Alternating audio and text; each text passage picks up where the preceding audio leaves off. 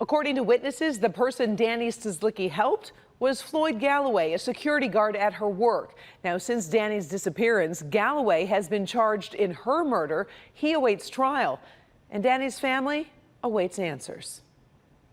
One of the few security guards that would extend himself beyond the cupboard that they had. You don't suspect someone like that. Ann Stislicki worked at the same Southfield office as her daughter Danny. They both knew security guard Floyd Galloway. Her and I would meet in the cafeteria on her floor, and we would have lunch together, and he would appear there. Ann admits she thought it was strange. She says Danny did tell her she felt uncomfortable with Galloway, at one point saying something to him. In the point of being very pointed and said, "I don't think you should be up here." The family thought the issue was solved. Soon afterwards, Danny went missing from work. I was the operations lieutenant in charge of the investigative section, yes. Jeff King is police chief now. 4 years ago, he was one of the first investigators to Danny's Farmington Hills apartment. What struck you?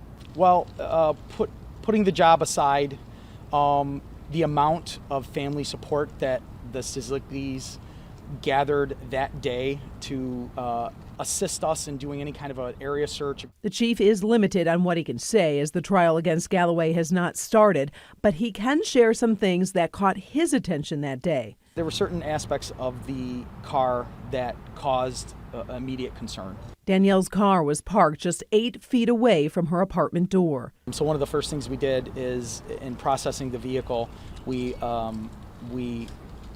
impounded the vehicle and brought it here. Usually, you know, there's some distance put between the victim and their vehicle on purpose. That also added a very mysterious twist to it, that a car was there. Lieutenant Sarah Krebs with Michigan State Police. I've had 20 years now of working with family members in long-term missing cases. She was brought in on the case to help the family. When they went into her apartment and knew that she had left behind her belongings, her cat, they knew that day that this was very wrong. The tips started coming into the Farmington Hills Police Department. Officers worked overtime. The last known place that we could kind of start back to, and we went back to there, and we really started there. And as we started and spoke with people, that's where we started to gain that insight into, okay, now we're getting a little bit better of a picture of what transpired that day. Police searched Galloway's Berkeley home, removing many items, including a mattress. He was named a person of interest. And then, a major twist in the case.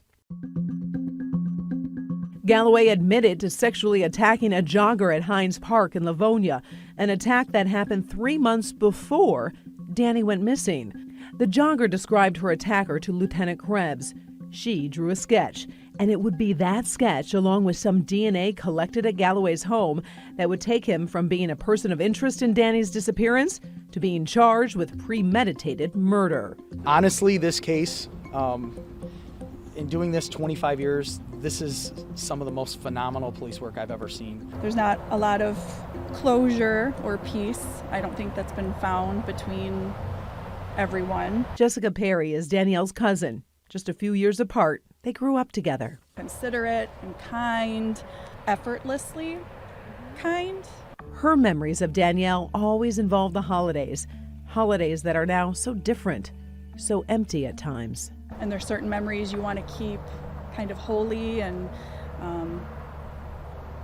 just still filled with that joy that she had. And I think sometimes when you get to talking, it just inevitably ends up a conversation about her last hours, and it's difficult. It really is. Jessica herself is a mom, and she admits after Danny's disappearance, she's more cautious, more careful, and had to teach her children a difficult lesson. That was really hard because you teach them that there's not monsters. There's nothing in their closet. There's nothing under their bed. But there are monsters. There are people who are out there who could very easily take a lot away from you. As for what happened to Danny, investigators are still actively searching, looking for more clues. We like to say that people get closure, but they never really do. What they get is answers. We need answers for them. Floyd Galloway's trial for Danielle's murder was supposed to happen next month. It has been moved to next year. Of course, we'll be following that trial very closely. I'm Karen Drew, Local 4 Defenders.